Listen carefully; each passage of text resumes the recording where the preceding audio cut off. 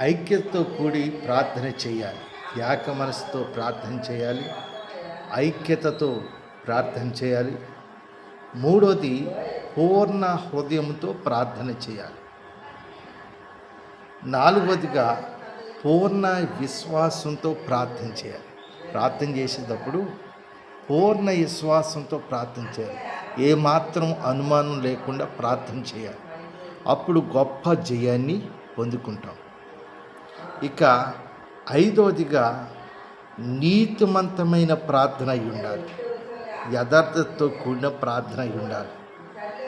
దేవునికి లోబడి గర్వించకుండా, అహంకారంగా మాట్లాడకుండా తగ్గించుకొని దేవునికి అనుకూలమైన ప్రార్థన చేయాలి.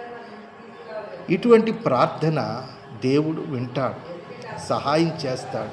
ప్రభువా, నువ్వెందుకు చూడవు, నా ప్రార్థన ఎందుకు ఆలకించవు అనకుండా ఆయన దగ్గరికి వెళ్ళి, ఒక అధికారి దగ్గరికి వెళ్ళినప్పుడు వినమ్రతతో దీనత్వంతో ఎలాగైతే బ్రతిమలాడుకుంటామో, ప్రభు పాదాలు పట్టుకుని, అయ్యా నీ బిడ్డగా వచ్చాను, నాలో తప్పిదాలుంటే క్షమించు, నేను అనేక విషయాలు దారి తప్పుతున్నానని మనల్ని మనం సరిచేసుకుంటూ పశ్చాత్తాపడుతూ ప్రార్థన చేస్తే దేవుడు తప్పనిసరిగా ఆ ప్రార్థనను ఆలకిస్తాడు.